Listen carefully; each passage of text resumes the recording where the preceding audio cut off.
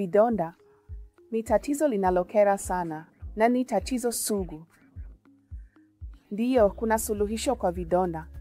Kwa hivyo kwanza tunapaswa kutambua kwa nini kidonda hiki kilitokea, ni nini sababu ya kutokea kwa kidonda, na kwa nini hakiponi na kinaingia katika hatua ambapo hakiponi kabisa. Inaitwa hatua sugu.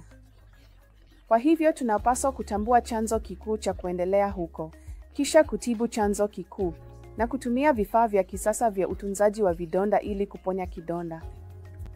Kwa hivyo, kuponya kidonda sio tu kuzingatia eneo hilo, ni kuzingatia mwili mzima, sisi kuanzia kichwa hadi mguu. Kwa hivyo mfanye mgonjwa kuwa na afya kutoka ndani hadi nje.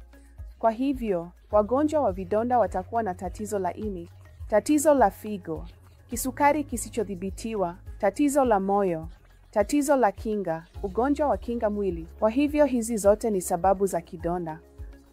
Kwa hivyo tunapaswa kwanza kutambua ni nini sababu kuu inayosababisha kidonda hiki, kulenga sababu hiyo na kuitibu.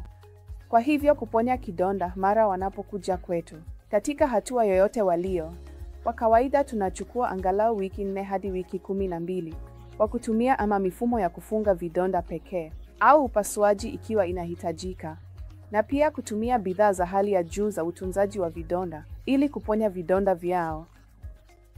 Sio tu kuponya kidonda, ufuatiliaji ni muhimu sana. Tunapaswa kumfuatilia mgonjwa ili vidonda kama hivyo visitokee tena. Kuwa na timu ya elimu inayofaa na wataelimisha mgonjwa. Tutawafuata wagonjwa na kufanya bora zaidi kwa ajili ya kidonda. Kwa hivyo tunajiita kwa furaha kama waponyaji wa vidonda. Asante.